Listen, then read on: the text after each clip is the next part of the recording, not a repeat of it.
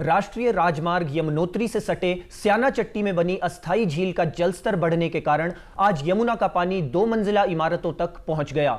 गुरुवार को इस झील में जहां कुछ मकान 1 मंजिल तक जलमग्न थे, आज करीब 2 मंजिल तक के भवन झील में डूबे हुए नजर आए।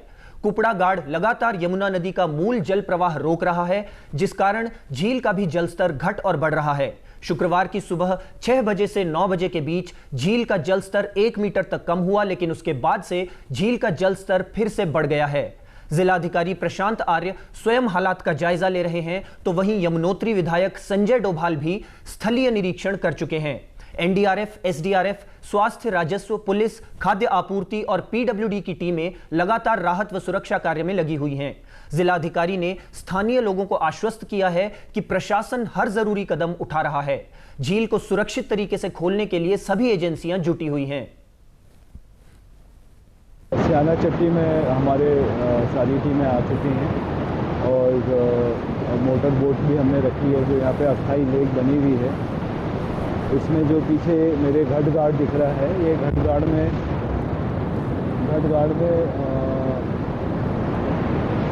बार बार स्लाइड होने की वजह से जैसा आप देख पा रहे हैं तो वो रिवर को ब्लॉक कर रहा है। इसी की वजह से इसमें अस्थाई झील बन गई है। इसको हम काफ़ी समय से हम मशीनों से खुलवा रहे थे, लेकिन कल शाम ज़्यादा आने की वजह से ये दिक्कत पैदा हुई। अभी पानी करीब 1 मीटर नीचे हुआ है। हमने अपने तकनीकों का इस्तेमाल करते हुए नदी को खोला है। इस खबर पर अधिक जानकारी के लिए चलते हैं उत्तरकाशी संवाददाता दिग्बीर सिंह बिष्ट के पास। दिग्बीर, स्यानाचट्टी में बनी इस अस्थाई झील को लेकर क्या लेटेस्ट अपडेट है आपके पास? अखिलेश जी, आपको बता दूं कि स्यानाचट्टी में जिस तरह से झील बनने से जो लोग काफी परेशान हुए हैं, तो लगभग 24 घंटे बीत चुके हैं। 24 घंटे में जो झील का जो जलस्तर है सुबह से अभी तक सिर्फ 1 मीटर ही हो पाया है। तो कहीं जिला प्रशासन, एसडीआरएफ, एनडीआरएफ, पीडब्ल्यूडी, वन विभाग और अन्य जो एजेंसियां हैं वो झील को मैनुअली तरीके से खोलने का प्रयास कर रही है।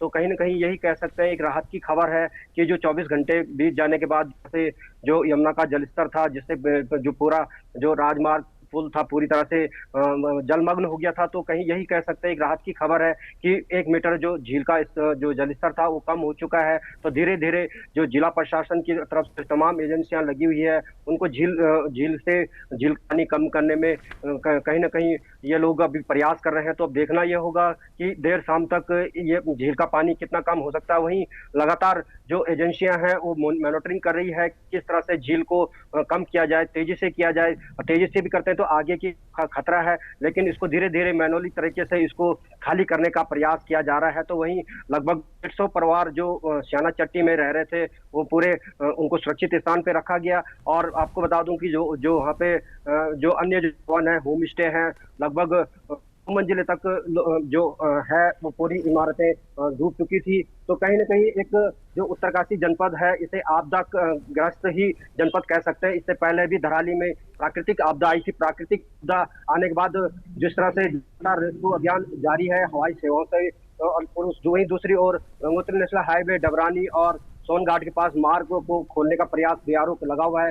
वैसे ही कल जो खबरें आई कि यमुना का जलस्तर बढ़ चुका है, तो वहीं जिला प्रशासन एक बार फिर वहां उस तरफ निकल पड़ा। तो अभी जो झील को खोलने का जो प्रयास है, झील का जो पानी कम करने का प्रयास है, तो पूरा फोकस अभी वहीं लगा हुआ है जिला प्रशासन का। और एनडीआरएफ की टीमें लगी हुई है। वहीं स्वास्थ्य विभाग की टीमें हैं, जिन लोगों को थोड़ा सा ऐसी कोई दिक्कतें हैं उनकी जांच की जा रही है। तो